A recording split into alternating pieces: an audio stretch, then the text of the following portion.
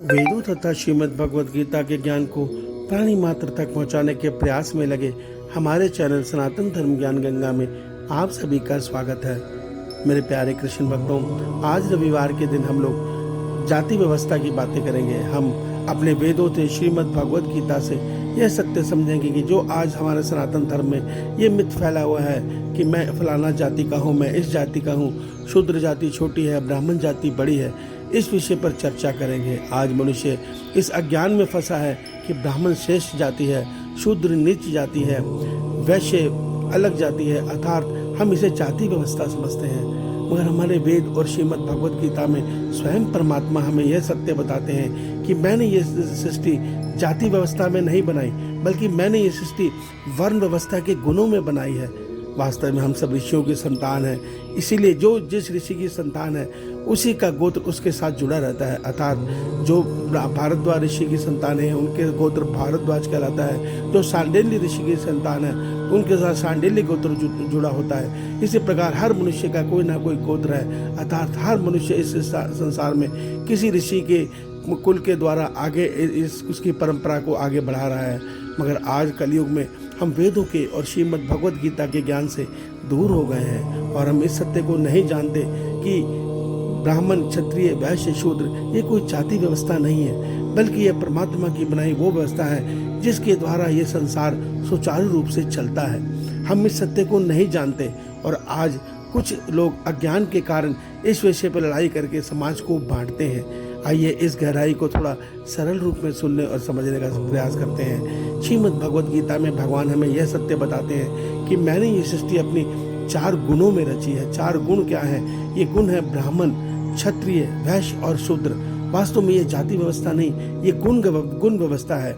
जो ब्राह्मण मनुष्य पैदा होता है अपने कर्मों के प्रारब्ध के अनुसार, उसका गुण होता है ज्ञान का गुण, अर्थात वो उसकी बुद्धि में ज्ञान को पकड़ने की क्षमता अधिक होती है। ये ईश्वर के द्वारा उसको वरदान दिया जाता है कि आप ब्राह्मण रूप में जन्म रहे हैं और आप ज्ञान के मार्ग पर चलकर इस संसार की सेवा कीजिए। अपने ज्ञान के द्वारा संसार की सेवा करके संसार को लाभ पहुंचाइए। इसी प्रकार जो क्षत्रिय है उसको भगवान ने शूरवीरता का गुण दिया है। शूरवीरता वो गुण है जिसके द्वारा एक क्षत्रिय राजा बनकर, एक क्षत्रिय सैनिक बनकर अपने धर्म की रक्षा करता है, अपने समाज की रक्षा करता है और उस रक्षा के द्वारा इस संसार में सबको शरण देता है, अर्थात सबकी रक्षा करता है। वैश्य भगवान ने वो गुण दिया है जिसके द्वारा मनुष्य खेती, गोपालन, अन्य संसार की जरूरी उपयोगी वस्तुओं का उत्पादन करके क्रय विक्रय करके संसार की सेवा करे। अर्थात वैश्य वो गुण है जिसमें मनुष्य व्यापार के द्वारा इस संसार के मनुष्य की जरूरत को पूरा करके सेवा भाव में कर्तव्य कर्म करते हुए इस संसार का अपना भरण पोषण करे, ये वो गुण है। और शूद्र वो गुण है जिसमें मनुष्य कर्मचारी बनकर ऊपर दिए तीनों गुणों के मनुष्य के पास कर्मचारी बनकर उनकी सेवा भाव में उनके साथ कर्म करे। देखिए ये 4 स्तंभ हैं और ये चारों स्तंभ एक समान है। भगवान कहते हैं इसमें कोई छोटा और बड़ा नहीं है। अगर शूद्र नहीं होगा तो कोई बड़े बड़े जो संसार के ये उद्योगपति हैं या कोई भी व्यवसायी है वो अपना व्यवसाय बिना शूद्र के नहीं कर सकता, अर्थात उसके पास कर्मचारी नहीं है तो वो कभी भी अपने व्यवसाय को आगे नहीं बढ़ा सकता। इस सत्य को समझिए। शूरवीरता एक गुण है। हर मनुष्य जाके सीमा पर दुश्मनों से लड़ाई नहीं लड़ सकता, सीना तान कर उनको मारने के लिए अपनी जान दांव पे नहीं लगा सकता। इतनी शूरवीरता हर मनुष्य के अंदर नहीं होती। तो शूरवीरता एक गुण है जो क्षत्रिय गुण है। भगवान कहते हैं इसमें उसका धर्म है कि वो इस धर्म अपने गुण के द्वारा इस संसार की रक्षा करे, प्राणी मात्र की रक्षा करे, धर्म की रक्षा करे और इस कर्तव्य कर्म में जीवन जीते हुए संसार की सेवा करे। इसी प्रकार जो वैश्य है वो भी खेती गोपालन और के द्वारा ईमानदारी से उत्पादन क्रय विक्रय करके इस संसार की सेवा करे। ब्राह्मण वेद ज्ञान द्वारा, शास्त्र ज्ञान द्वारा और अन्य ज्ञान द्वारा, जो संसार में अन्य आविष्कार के ज्ञान द्वारा इस संसार की सेवा करें।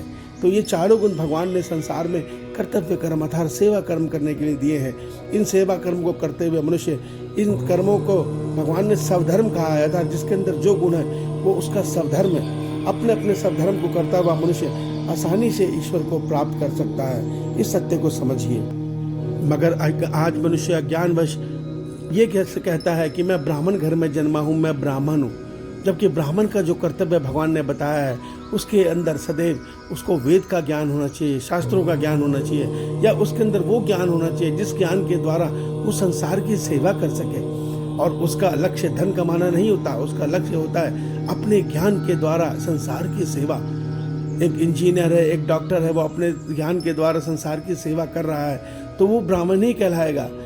और एक ब्राह्मण वेद ज्ञान के द्वारा, शास्त्र ज्ञान के द्वारा संसार का को लाभ दे रहा है, उनको वो ज्ञान बता रहा है, उनकी सेवा कर रहा है, तो वो ब्राह्मण है। खाली मंत्र पढ़ के लोगों से धन ले लेना ये ब्राह्मणता का गुण नहीं है, ब्राह्मण संसार की सेवा का गुण है। इसी प्रकार क्षत्रिय अपने धर्म की रक्षा करे। भगवान ने अर्जुन को, क्षत्रिय था इसलिए भगवान ने कहा कि ये अधर्मी जो खड़े हैं इनको मारना तुम्हारा धर्म है, इन अधर्मियों को मारो। और संसार में धर्म की स्थापना के लिए अधर्म का खत्म होना आवश्यक है। इसी प्रकार हर वैश्य का धर्म है कि वो मनुष्य की संसार की जरूरी उपयोगी वस्तुओं को पूरा करके संसार की सेवा करे।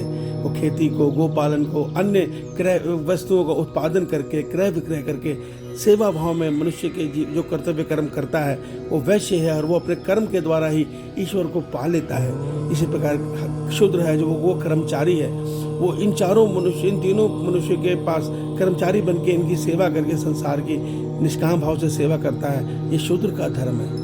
इसके लिए वेदों में ये उदाहरण दिया गया है कि हमारा शरीर भी इसी प्रकार से है। हमारे शरीर में, हमारे सिर को ब्राह्मण कहा गया है, अर्थात ये सिर में जो दिमाग है उस ज्ञान के द्वारा हम अपने शरीर की रक्षा करते हैं, उस ज्ञान के द्वारा हम शरीर का अपना पोषण करते हैं। हमारी बाजुओं को क्षत्रिय कहा गया है, इन बाजुओं से हम अपनी रक्षा करते हैं। हमारे पेट को हमारा वैश्य कहा गया है क्योंकि इस पेट में जो हम अन्न खाना खाते हैं उसके द्वारा हमारे शरीर का पोषण होता है। ठीक इसी प्रकार हमारे पैरों को शूद्र कहा गया है।